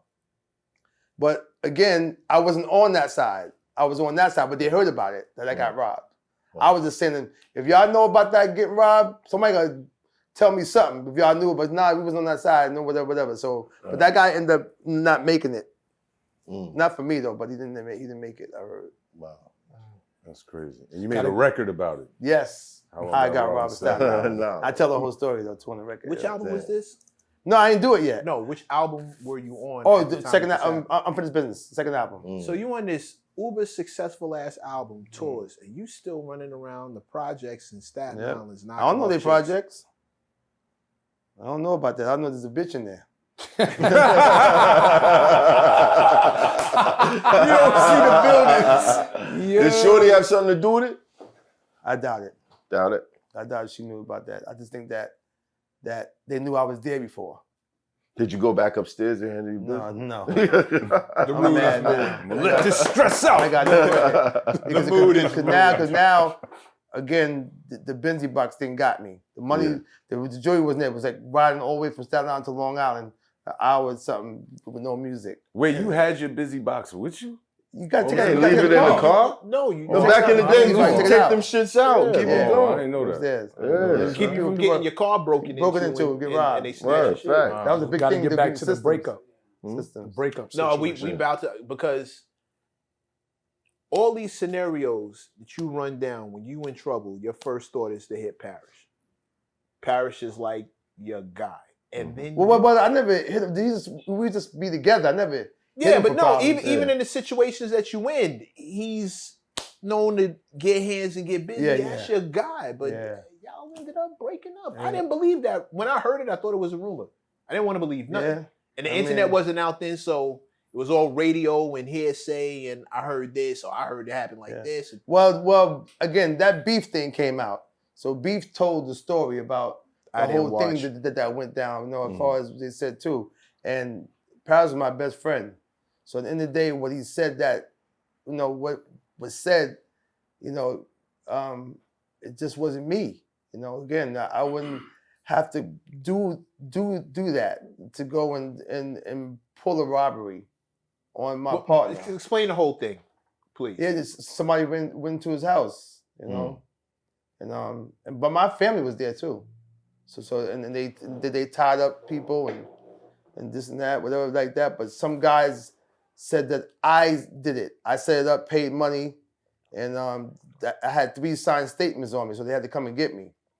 So they came to my garage, and I was like, my mom was upstairs. I said, listen, don't put the handcuffs on me. My mom's looking out the window. She's like, okay, cool, let's get back in the back of the car. So when I got to the car, they locked me up on the table, and they said that you did this. And then, me, my instinct was like, okay, well, damn, I ain't gonna stay around. So I went to Atlanta. Right. When I saw the thing, it said, oh yeah, we were trying to get ERICK, but he left. The detectives was looking. They was like, yo, we wanted to get him, but he went to Georgia. But again, that was just something that happened. But it came from just like, how your homeboys might see something different. They see another person living a certain way, and then see me living a certain way, and I think that's could have been what it was, but had nothing to do with me. Like, when you say certain way, what was the certain ways? Just the fact that they just thought that I didn't have it. Like, he had houses, cars. I didn't live like that. I was, whatever. So, listen, I don't blame it on nobody. It's me not taking care of my finances. Right. I never thought that it was him jerking me. I just didn't have my business correct. Right. And if you ain't watching shit, you ain't watching shit. Right. And I was with Bert Padell, and Bert looked out for me. You know, he was making sure that things was right. Leo was looking out for me too. Right. But then I, you know, in the mix of it, it got mixed up. But people would see different things and they had people who care for you. Like, nah, this ain't right, you know? Yeah. So I feel that would here. happen. Something wrong here. Wow. You know? But he went for it. Yes. The talking. All you gotta do is get a couple niggas be like, yo, yo, yo, yo, and that's it, you know? Yeah. But again, at the end of the day, you know, they saw that, yo, it wasn't me, you know? Right. So that was a part to where like, and it was already like tainted. I was already in Georgia. It was, and that whole EPMD thing was already stressing me out. Like that whole success of the hit squad, the whole nine, it was like, me and Solo would talk every night, like, yo, man, I feel like I'm getting ready to have a heart attack. Like we was like, you know, this wasn't feeling right. You know, it was like, you know, it was just too much. So that break happened at the Headbanger video shoot. Cause it was about to go down the Headbanger video shoot. Like shooting Headbanger, because again, they're looking at me like I did this. So niggas was ready to get down, you know? And it didn't happen. But then we went on tour. And when I came home the next day, they came and got me. And what was that whole process like? I don't know, I really didn't focus on that. I was really like, because again, you shocked too, that you accused of something. Right. And I was just like going through the motions. You don't know. The scary part is 3 signed statements. Mm-hmm. Who signed them? Them guys that said that I did it, that I hired them. So the dudes who robbed him signed statements that said you hired him to do it.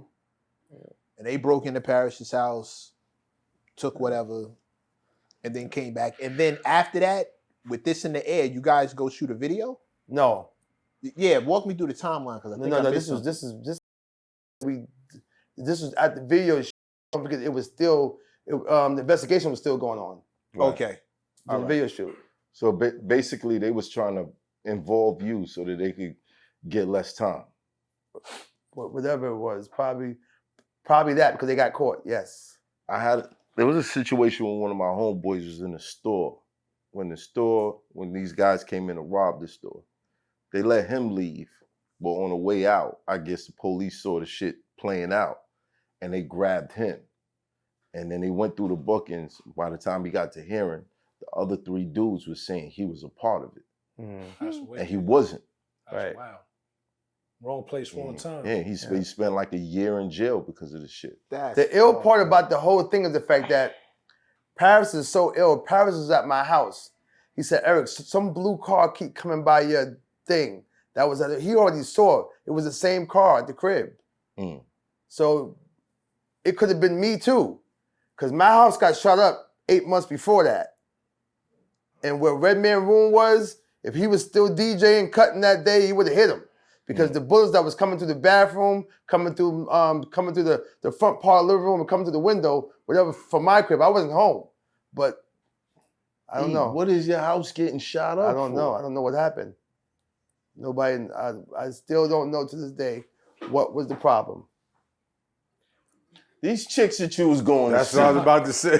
It's the girls. Like, was they married? Was they like... No, we never do that. You sure? You said you was a Promise whore. you. They ain't had like... doing that. But yeah, but it wasn't Long Island though. This is the city. Niggas got cars. What does that matter? Niggas gonna come. Like what? Yeah. Was you checking Somebody fingers? was taking credit for it, like in the hood, like, yo, I did that. But I still don't know who did that and why. I have no reason. Because again, I wasn't dirty like that. These wasn't nobody that I knew that they was connected with somebody or had boyfriends or whatever like that I knew. You know, I wasn't like shicey like that. You know, yeah, but I wasn't shicey. I didn't do no marriage, I didn't do boyfriends. I knew what that shit come with. You know, if you fucking with somebody was hell no. Yeah. That shit come with death, guns, shots, all that. To kill you over a chick more over a than chick. Kill you over $1 million. Yeah. Here you are getting your house shot up and you don't think it's over a chick. Nope, but then Paris gets his shit robbed. A robbery is different from shooting a place up. Right. Robbery is, financial gain. Right, but they knew I wasn't home though. They knew I wasn't home. It sounded They like knew you somebody weren't just home. had it in Right. for y'all. You know what Yeah. I mean? Right. Just somebody had it in Yeah. for y'all. Maybe one of the rappers y'all was dissing. I doubt if that was that. You niggas ain't like that. Damn. I saw you was like that. Like when you know, being out there in the street though, how you know when you out there, I never saw the niggas out there. They Like talk about, that. yo, I went to Branson. No, you didn't. Niggas didn't get out the car. Right. I can tell you, if I can name names right now, niggas did not get out the car. I'm out there happy, dapping with me and Redman. They're like, yo, can you give me some weed? You go get it. Wow. Names that you would think, you'd be like, no, stop. Like, I don't want to do that part because that part is different. Right. These niggas ain't like, these niggas is talkers. They talk like records and they good talkers and good storytellers. But as far as that street, no. Wasn't all of them. I'm in this, ERICK, yes, everywhere. Mic drop. That might be the issue. That might have been the issue. That's Too crazy. accessible. Yeah. Or you hanging around somebody who's in the street and people feel like, yo, he close to him, let's get him. You know what I mean? Right. Or it might have. I don't, the scary part is the fact that, too, is like, there was a cop at the end of the block and he was like, yo, I ain't live on this block for niggas to be shooting. I'm like, you know, I don't know who did that, but evidently somebody wasn't trying to harm me. It was like a message. Right. But they didn't do that over there. They went all the way Right. on that side. But Parish was so smart to see that car before that even happened to him. Wow. See, it sounds like it's starting to just sound like hate. See, Yeah. nowadays people That's what I hate said. through the computer. Yeah, I think you're right. Yeah. Nowadays Yeah. people hate them same Back in the dudes- days, they had to get active with the hate. Right, exactly. You gotta come out Yeah. and actually do something. Yeah. You can't just do it from behind a keyboard. Yeah. So if I hate EPMD or I'm just jealous that ERICK and Parish Yeah. $1 million. P was knocking niggas out. You know what I'm saying? Then Niggas there's probably that. try to spin the block. Yo, that's some nigga. Well, There's a lot it wasn't going like, on. again, it wasn't like we was doing it around. This has happened just to be industry stuff that happened. He just happened to be in situations that, you know, we was always finding ourselves in a situation. But Parish was the person that would hook off on you. You know, like, you know, again, he didn't really do that much talking. Right. And then the nigga like me, don't forget, like I said for him, 6'2.5", heavy set, chocolate brown, hell of a jab, gifted gab. I'm the elite. Like these, you know, we really did this for real. Like, you know, out here, see all this shit. You know, shit with hands up. It didn't matter. Back in the day, niggas was getting Well, killed this is for what being nigga. nice You with want to their come hands. up here? This is what we didn't do it because we was famous. So, do you got some of these? Can you? This is what we doing. Right. If you can do this, then we can sell it this way. But back Right. then, You niggas know, was getting killed you know, for that. you Being getting nice killed for with your that. hands, niggas is clapping. You know, What? because again, if you get embarrassed, they coming back. Yeah, they There you coming go. back. like this. Yeah. Yeah, facts. But you had those too. You had those in the Yeah. front too. It's wild how dangerous. I mean, No, but yo, bro, It's like bad. you were Now, fucking 80s and Ain't no 90s. different than it is now. Kids are just high doing it, Yeah. and they, you know, the impulse on them is not stinking.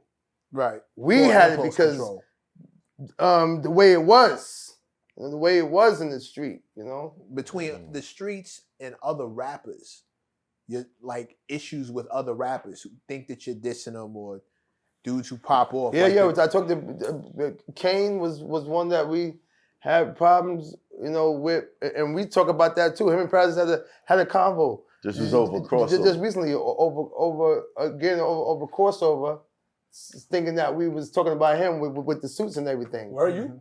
I'm not really not like that. Like, you know, it wasn't subliminal, but again, it was more when it changed with Ham and Vanilla Ice mostly, Right. as far as where it was going. Yeah, yeah. And they You know, it was started like winning. so we was like, yo, because they was selling mad records. So this is where rap is going. Right.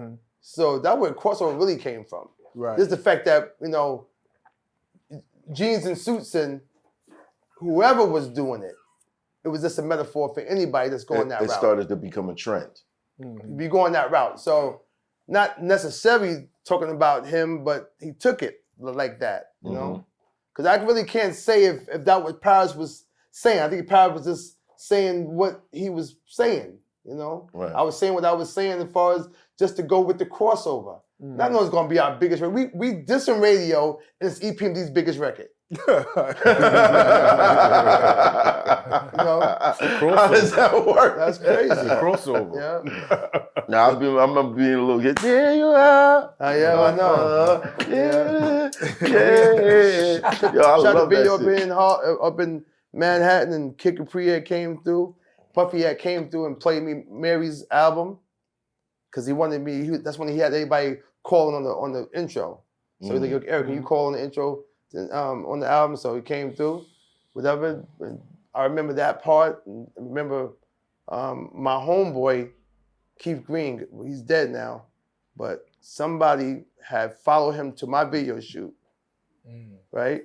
Waited for the video for him to be over, followed him home, got to his house and blew his brains out on the step.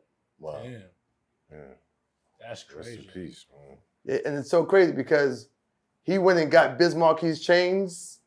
You know, it was cool to go to be in the crossover video. Yeah. And he had his Jeep. So in the crossover, we see the Jeep and homeboy and up in the thing with Redman. That's him. But somebody was casing him out The whole time. the whole time. And when he left there, got home, got to the front doorsteps, they killed him. Took the chains? I don't even know. Yeah. No, Biz got his chains back.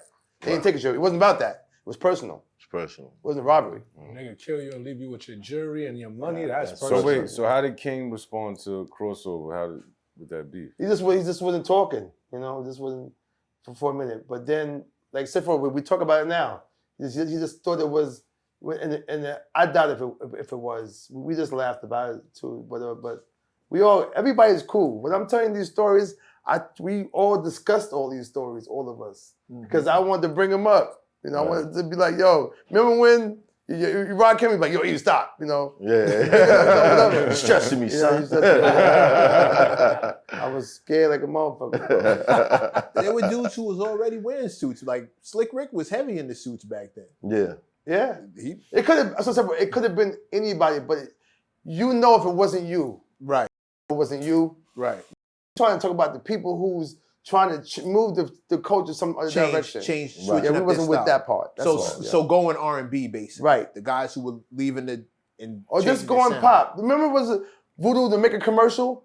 Yeah. Like, MC you Hammer. doing commercials or you doing some shit? You selling shit? Oh, you sold out. Yeah, you sold out. Stupid shit. Makes no sense now. You know what I'm saying? Right, facts. Wow. So MC Hammer took a lot of those shots. But yeah, for no reason. Color Me Bad. Color Me Bad. I got them. You got that? No, Color Me Bad. Yeah. TikTok. Because again, they was part of, I liked it too. I was on the tour with them Busting too. ass to that, right? They were That wrong with was that us. shit, boy. Yeah. I still play that record. I went on road with them still singing crossover. Because they was boys. What they gonna do? I was damn if they got hit by one of them niggas. Yo, stop doing that record, man. Big Daddy Kane, Rakim. Who else did you have an issue with? You said something about Slick Rick before. Well, I didn't have a problem with Slick. That was a small thing though too with Parish. It was a moment that he just asked a question and Rick had said something. But Rick, that's one of my good friends now. Yeah. Like a real but he just was the man. Period. Yeah. Like he's strapped. He was, he's not from this country, but he was in Brooklyn, so he had both mentalities. The whole Slick Rick thing is royalty. That's why it's crumbs and look at me, the ruler. So imagine you being like that and you England. So when you see us, we're peasants. That's how he trains us like that. Crumbs. Flats and all of that. You live in a flat. And when I played that tape till the words was off of it. Vince's The Slick Rick that's one of my top. Classic. Period. That's a classic album. Absolutely. But you got classic albums. Yeah, I made some. This guy. So, yeah, Yo, I tell made us some. about you. The production behind you. Yeah, it's crazy. You wasn't supposed to be on the CD. You know how he makes CD tapes for people to pick beats? Yeah. I don't know how that got on there. I wasn't expecting them to pick that beat. But when That beat was tough. But when I heard it, yeah, it must have been they used it, but I didn't put that on there for them. I don't know how that beat got on that thing. By the time you can ask Reggie the story too. He was like, yeah, Eden put that beat on there for us, but we used it. We liked it. Something from a W30, it was a disc that was there that had some percussions on it. So I was like, I heard the percussions. I'm like, these percussions is hard. So again, Put Your Hands was the big record. Right. Let me tell you about me, about 4321. If you play 4321 and play Put Your Hands, Busta Rhymes is going doom doom doom. All I did was go boom boom boom. That's it. It's the kick and snares moving the same and the hi-hats moving the same. Wow. Oh shit. Wow. Then when I made Full Corroboration, boom boom boom, it's the same record. Oh shit. So then Pharrell, that's why when he look at me, he was like, Eric Sermon, I owe him. Because when you hear Shake It Fast, it's boom, boom, boom. Watch yourself. He took everything. And then he said, Danger, boom, boom, boom. Play them all together. Oh shit. I'm a hustler, baby. Boom, boom, boom. All of it's the same. I'm gonna listen. Wow. If you play every record together, it sound like Full Corroboration or it sound like 42 like that. But I got it from Put Your Hands. Wow. Did you create music? Yeah, that's my joint. Well, what music was, again, me knowing the album Midnight Love. I played it when I was a young kid. Sexual Healing, of course, your mother had that album in the house, so I knew it. My homegirl, Carolyn Robbins, went to London and brought back an a cappella tape of it.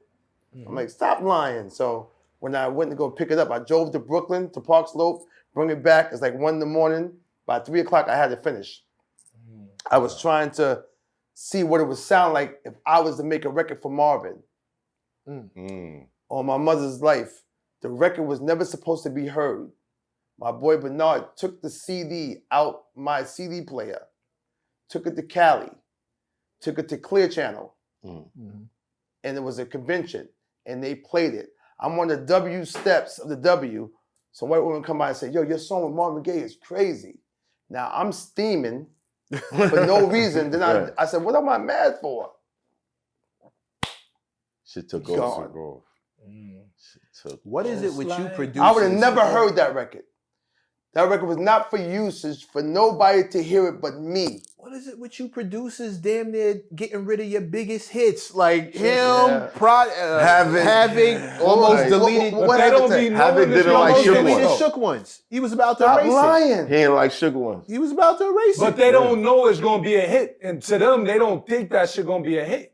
I don't understand. That's how they think. Yeah, but My producers God. we are own You know what I worst. mean? They worst critics. I never liked crossover. Crossover was See? See?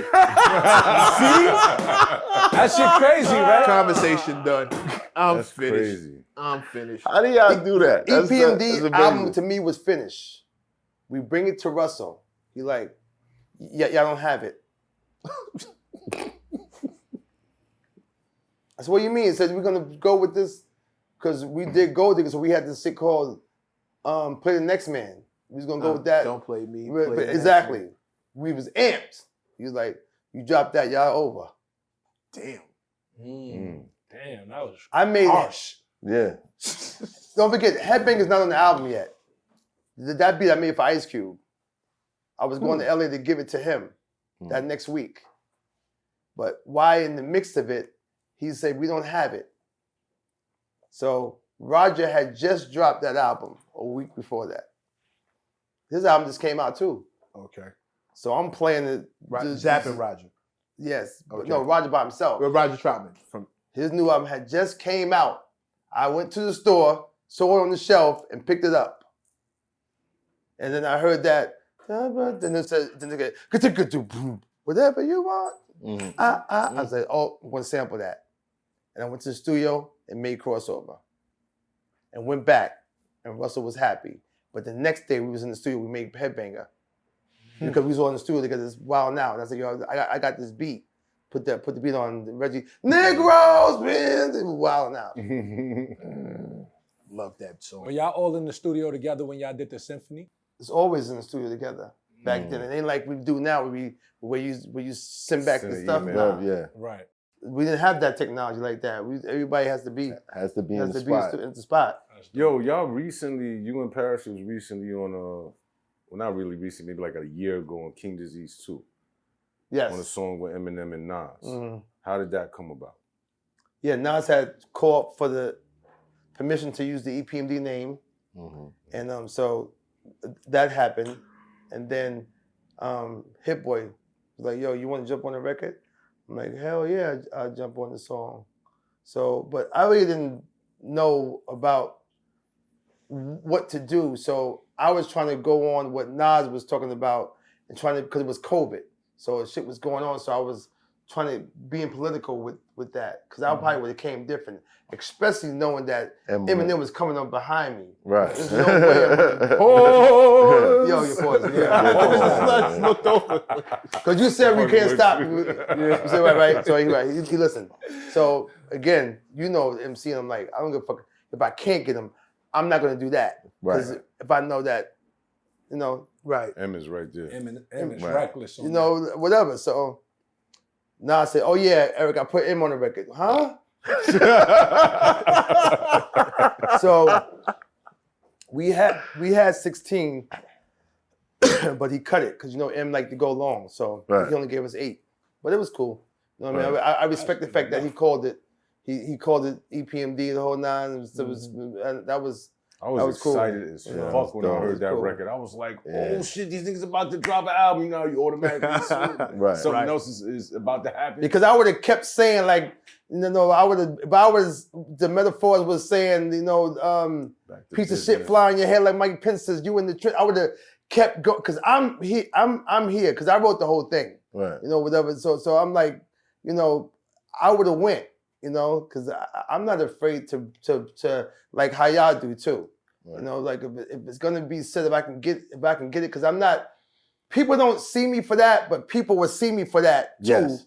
Because if I'm rhyming and they be like, yo, y'all skip over Eric sometimes too on the mic too because y'all looking to his beats. But again, Reggie would say too, yes, Serm is like Busta say, yo, yeah, on the React record you got, whereas on you know, right. So on certain things you would see, you know, whatever, you know, knowing that any given Sunday he'll run circles around me. But again, people got to know if I'm on the record with these people, they let me just rock with them. Method Man is trying to hurt you if he can. Yeah. You know, I say that all the time. He says that. He says, I'm not trying to play with these people. Like, you know, and Busta Rhymes says too, no, I had to make sure that I'm right on the record. So if the record is being going, you know, listen, I'm back well rested, time invested, number one requested, number one suggested. Serm, open your books, it's midterm, Hoffa's our turn. I'm from the golden era in the 80s, baby, way before T.I., way before Shady, way before Luda, way before Baby. I rock now for those who can't lately. I'm from the NEW York CITY. Now y'all see why we fly. I rock bells with L. I did tours with Run. I did this for fun years before pun. And y'all ask how many guns I hold in Mike 3. I nicknamed De La Soul. Pluck 1, pluck 2, pluck 3. Leave potholes in your chest. R.I.P. bro. So I put them. You know, right. Let's go. Let's go. Bars. Oh, fire. But they won't look at me because again, it's not Eric. The beat's dope. Nah, because I can't agree with that. You said it for the first time, which is dope coming from an MC. Right. Like Nas told me, yo, E, that 300E you did, I wish I wrote that. I was like, oh shit, Nasir told me he wish you wrote 300. Right. That's crazy. That's crazy, you know, because the story I told. Right. You know, but again, this is how I'm never ever, as Quincy Jones made Thriller in his 50s. Mm-hmm. Right? At 54, I feel like, yo, man, I love this shit. I love making music. All this shit is just dope. Like, who said you can't rhyme? There's one of your rappers you just mentioned. Niggas like, yo, I think hold me to stop rapping. Let niggas, let niggas eat. Man, get the fuck out of here with that. No. You write rhymes, nigga. If you want to stop a nigga, stop him. But don't tell a nigga like he need to let somebody else. Nah, no, you right.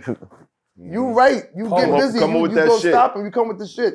Whatever. Then you can stop him. But don't put the shit on me. We the only culture in the world that puts that age limit. I say that all the time. Yeah. I said before. Stigma. It don't say old school Sting, old school Madonna, old school Paul McCartney, old school Mick Jagger. Don't say old school Cher on tour 74. Barbra Streisand dropped the album with platinum. Dropped albums, the whole 9 singles, the whole shit. 74. It's just the name. Aerosmith but is out now. But on our shit, it's like, yo, you still rapping? Be like, yo, you 40? Yeah. 40, what? Yeah. You still rapping? But hip hop is 50, corny. but we old, and this is only 50. So, but they've been out here forever. Mick Jagger damn near 120. This nigga still going on tour. The whole 9, whatever. And still going on tour next month. Niggas was on tour since we was kids, nigga. Think about that shit. But only our era, because we can't see Hoffa still going while he's winning. Like, no, enough of you. That's what we do. For what? Like, I don't understand it. But see the thing with that is I feel like that's why shit gets fucked up out here. Because you don't have a mature voice talking anymore. You don't, these kids are not getting the knowledge that I was getting when I was sitting by the tape deck, waiting to hit play and record. I was getting knowledge from the older guards. They was dropping gems on the records. They were giving me their life experiences. How much life experience can you get out of somebody that's like 18, 17, running around in the streets? As you. You know what I'm saying? It's short. Everybody's is saying the same thing as everybody's in the same grade in high school, living the same going life, through the same shit. Going after so the it gets same mundane, girls. and then after a while, it's like, all right, this is the drop. level. That's it. 40% There's nobody that's like, let me give you an experience. Yo, this is how I met my wife, or this is da-da-da, or this is some shit that I went through that I learned this, or, there's no more jewels in these records. What does mundane mean? Mundane is like... you skipped over that. I'm like, yo, what's mundane? Mundane is like, it becomes routine. Yes. Right. Yes. You know what I'm saying? So it's like, damn, record sales are down. I wonder why. Right. Because the artists, like, okay, I use your example all the time. Andre 3000. Everybody goes wild every time he drops a verse. Yes, but he doesn't rap because he thinks his son doesn't think that he's cool. Cool. Which is crazy. Right. Even though, but it's crazy to us. Right. If that's your comfort level, then cool. Right. But there's a whole lot of other artists that's thinking, yo, I might be too old or whatever. Yes. No, motherfuckers, you still in the studio. You still find your way to the studio somehow. You still recording shit. Right. Niggas come around, you still like, yo, I did this stuff today. Just, listen to it. Tell me what you... Yo, that shit fire. Yeah. But, they'll never fuck with it. You know what I mean? Like, what are you talking about? Put that shit out. Stop bringing it's like kids stock, to the bro. studio At this to point. critique your music. No, but like I said before, that too, like every time you hear that he's not working, a verse come out, and then Killer Mike shit come out, and it's like, holy shit. And it's like, oh shit. Saying like, yo, whatever, but I don't want to do a record. Nigga, I don't know how old Jay Electronica is. Oh my God, yo, don't do that. Don't do that. I'm just saying, I don't know how old he is. I'm like, yo, come on. I don't know how old he is. I know. But I know every time people hear a rumor that, everybody, that he's doing something. What's he doing? What he's doing. So it doesn't affect everyone. It don't affect everyone. So it shouldn't affect anyone. Right. You dig what I'm saying? Oh yeah, and he's 46. Unless you dropping like Melly Mel, Eminem diss records. Right. Keep it going. Yeah. You know what I mean? And that's no shot to Melly Mel, but he know what's up. No, you know, yeah. No, fellas, give me 3 stacks. We're talking to you. We're talking to you. Stop that shit. We're talking to you. I'm looking right at. Stop that. We're talking to you. Stop that. J-Elect, we're talking to you. Yeah, man. Stop that Jesus shit. Christ. Stop. Yeah. Get out of your own way. Right. Stop it. Wow. The people who are telling you you're not good or you're not cool are not your audience. Your audience is waiting for you. And all we want is for you to do your numbers. Yep. And you keep listening to the wrong motherfucker. Yeah. It's like listening to a dude with no taste buds trying out your recipe. That's not how that Wow. works. Wow. That's Wow. not how that They have works. no frame of reference of why it's great. That's You know what I'm saying? It's like when you do something, you create a beat and it's like a producer will hear it and be like, oh shit, I Yeah. know what you did. Right. Mm-hmm. Right. Most of these guys, they're not lyrical connoisseurs the way that we were raised up to be. Right. We hear things differently. Like I could play a battle round for somebody and be like, it sound good, but you don't know all the technical parts. If I play it for Eminem, he's gonna be like, oh my no, God. with the schematics, yeah. You just said, yep. He did just you said hear the that. scheme where he put together these what? You know what I mean? Like it's different. There's connoisseurs out there that's still waiting. Yeah. They're still waiting for it. Millions of them. Not the verses millions. prove that. Yeah. The verses, you Prove seen that. people coming out like, we we back outside or some shit. This the shit we like. The shit we like. Garden sold out. Sold out. Yeah. Nigga, when I was in there for the Locks versus Dipset shit, bruh, niggas, they rushed the line. When was the last time you heard that happen? Bruh. Tunnel. You know what I'm saying? They rushed the line. These are 30, 40-year-olds running like young kids to get inside just to witness this moment in time. I did when I was at the Garden too. 8 o'clock, it was packed to the brim. To the brim. Sean Paul goes on first, 8:30. I'm on at 9. It was pandemonium. It was this is Yankee Stadium, pandemonium. Oh, the 50 1:30 at night, whatever like that. But listen. That was a couple months ago. Listen, we see that there's no more Giant Stadium because you need 20 rappers, new people to fill that. We don't need that. The veterans can do this all day long. Facts. With no records. There was actually certain concerts that would cancel at Barclays from newer artists. I ain't gonna say they. Oh yeah. Because they couldn't pack it. They couldn't pack the stadium. Because what you said too, music is down 40%. Now listen, not knocking girl power, but when you look at hip hop, and you're supposed to see like people like us, whatever, you don't see that. You see females. Yeah. Yeah. And I'm not mad at the females. Not mad at them. They It doing ain't their that. thing. It's not that. But this is the face of it. It's a little different. It's a little different. Yeah. It's a little different when is you're that? jumping on the track with certain people. Like, You stupid. you know what I mean? Shout out to Buster. He get to kick all y'all asses, but there's a whole lot of other people that'll kick y'all asses too. You know what I'm saying? Yeah. But I miss that. I miss what he said. Yeah. Oh, but that's why you coming. Pausing. That's why I feel like Nas saying too. Nas said, don't look at me trying to sit here and get sales in the whole 9. I'm doing this because I love the craft. And he said, I wish everybody else can do what I'm doing. From my era. Right. Everybody. From my era, or anybody who just want to create art. Create art. It's just, it's a That's what it's about. It's supposed to be. It's supposed to It's be. what it's always been about.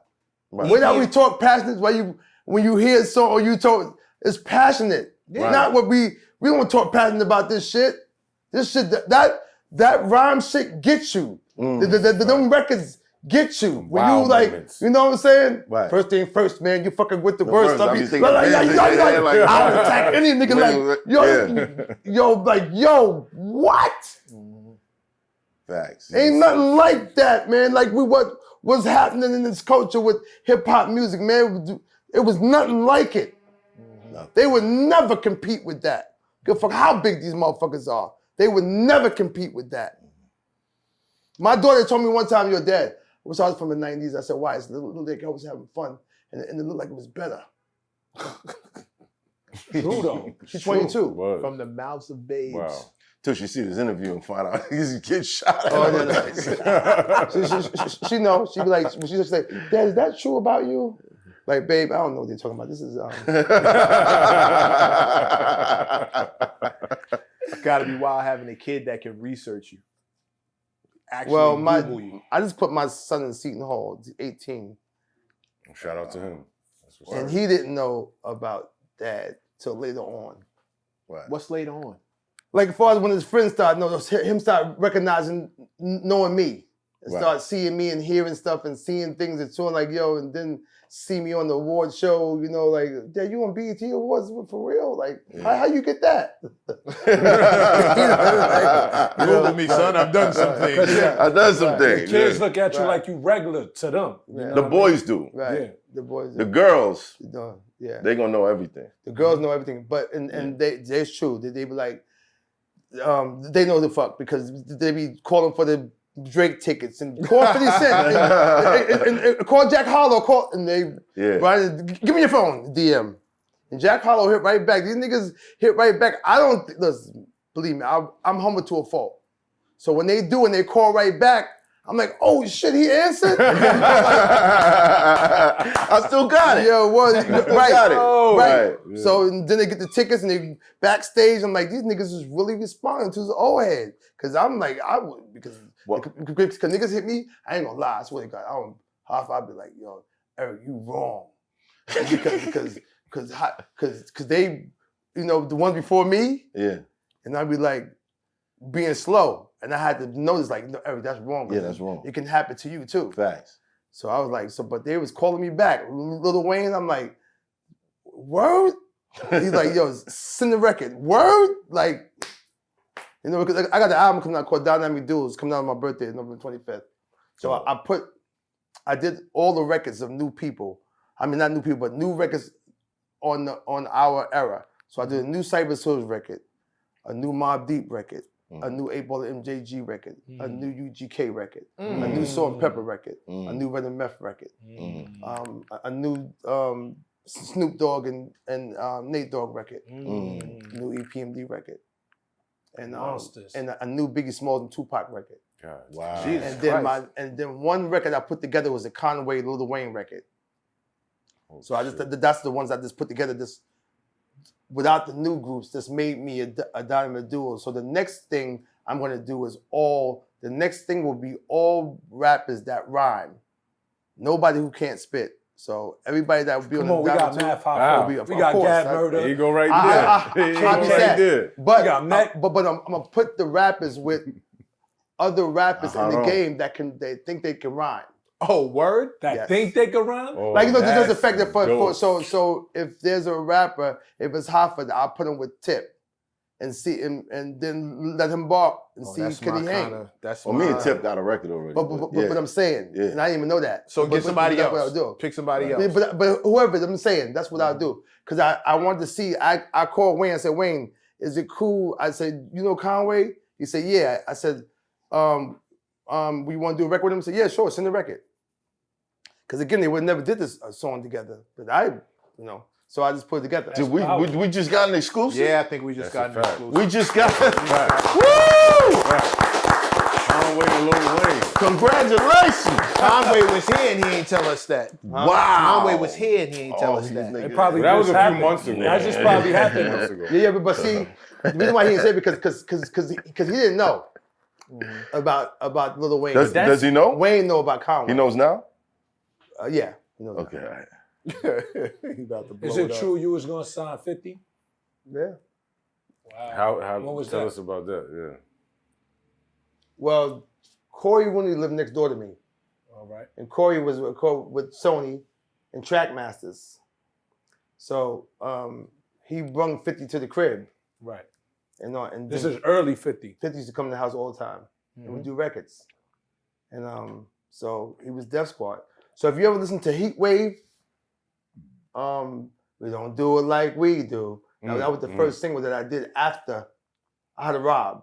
That was his first single before he got shot up. Yeah. Wow. So at the end, he'd be like, Eric Sermon, Def Squad, baby. Like, he don't miss nothing else. At the end, he says it. That's dope. You know, so we kind of like, until he got shot, but he was at the, we just doing us. Corey just felt that it was best for him to be over here, And then, as far as the barking, so whoever he was dissing, maybe it's like, okay, I didn't care, because, if they roll with me or not, if he rolled with me, it was cool because again, I wasn't tripping on that because if you are with me, then they're gonna have to say something to me too. you know, they're gonna say, yo, E, you, and they didn't. Not listen. I'm not saying I'm no gangster nigga. Just code the streets of a nigga being real. So you're gonna come and say something. You're gonna make sure you saying the correct things.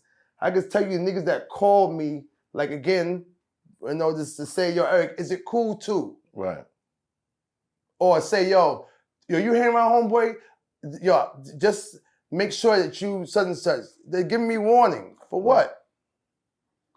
But they respected it. They respect the fact that at the end of the day, if we don't, we got to deal with him. And everything that comes with him. That's East New York. East New York. That's what it is. I got a question about production real quick, because I'm a producer, and I'm sure there's a lot of producers that watch the show.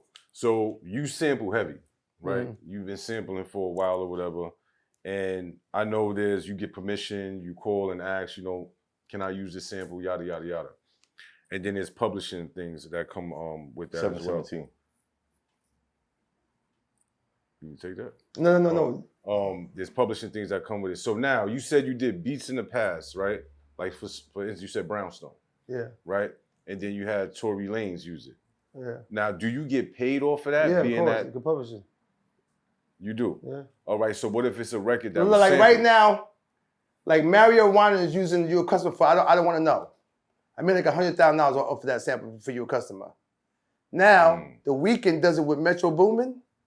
Now they just pay me another $100,000 for that. Damn. Then like say if they like the mass You gotta get in that lab, bro. the You know mass what singer I'm will saying? call Got a me lot of and samples. be like, yo, Eric, we want to use that on the mass singer because somebody's going to sing the song. They call me because I own my publishing. So all the stuff that's on Power, that's on BMF, the whole nine, they call me because I own it. So they make the phone calls or they hit my man Jamie. He's always getting the text or something like that saying like somebody want to call to use this or use that, use that, use that. But just from that one you a customer, from Jodeci with the come and talk to me, all this stuff. Them niggas was, I mean, that one beat makes mad money. Every time. And then when I heard The Weeknd and then I thought maybe that Metro was going to do just the 808 bass thing, and then the boom comes in. I'm like, oh shit. Here come I'm another outta check. here. It is. Whatever. I'm outta here. Not looking. And then Kalani and fucking Justin Bieber. So what you saying? Whole record. I'm like, oh shit, ching ching. It is. Do they have to call you personally or? Yeah, they call or send a text or send an email. Yeah. So you also get paid off for records that you sampled and made beats from? So like how you did crossover, if let's say Well, all Music that's Creator- publishing. All that comes with if you own your publishing and no records get paid, you get quarterly. You know, it can have like October, the quarterly comes. You know, you have February, you have, you know, September sometimes. every- It depends. every 4 months. Quarterly comes. Depends on how many records that you made. Me, I was involved in selling over 70 million albums. That means that all these people who had records, not me, but all of them add up together. I'm on all those albums of all those rappers. So all together is 70 million records sold from all me being involved in those albums. From the Ludas and the Jay-Z's and the I'm sorry. That's amazing, bro. That's amazing, bro. I want to ask you though, what was your most memorable session? The session, the most memorable is Dr. Dre. I never in my life been produced before like that. And the way that they do the rhymes is Dre does the there's no writing. So it's like people in the room and then he does the cadence and then we do the bars like this and then we say them. Never the dopest experience in my life. You don't write ever. nothing down. No, nothing's written. So you be like, so if you say the bar and be like, okay, go do it. And it'd be line for line for line. Either line for line or either 2 bars. Right. And then he'll do the I watch him do all that shit Snoop do. Yeah. Dre, the cadence. Yeah, that's what I be doing. When we in the studio together, I be humming and boom, boom, boom, boom. I never seen nobody like that. The way he's like, Eric, we're gonna do so what you're saying type of tone. Keep the tone on that level. And then he'd be like, he'll stack certain words like I wouldn't stack. And then we would be, because when I first got there, I did 3 songs that night, but just him rhyming. And then I came back 2 days later. We did 1 song again for him. And then I said, yo, I want to rap on that song. He's like, you want Eric's gonna rap, you know what I mean? So I'm like, yo, but I want you to do it how you do your shit. And that was happening. So I'm like, once the record was done, I'm like, yo, I ain't never. That's why the shit that you hear, what you see, what you hear, whatever, is why. Yeah. It's the way that he does it. Of it. Yeah. The way that, and again, there's no writing. I was pointing at Champ to say that I do the same shit, but then Champ said, you do. Oh, my fault. I thought you was talking about like when there's a beat playing, I start like. Listen, but I got a part 2. Right. I got to go. I know. Listen. I told you. Oh, shit, my bad, bro. I got to before I miss my plane. No, it's crazy. Hey, but listen, it's so crazy. Again, y'all gonna be excited about Kanye West. I'm always. Yeah, but Sermon's on the beat though. The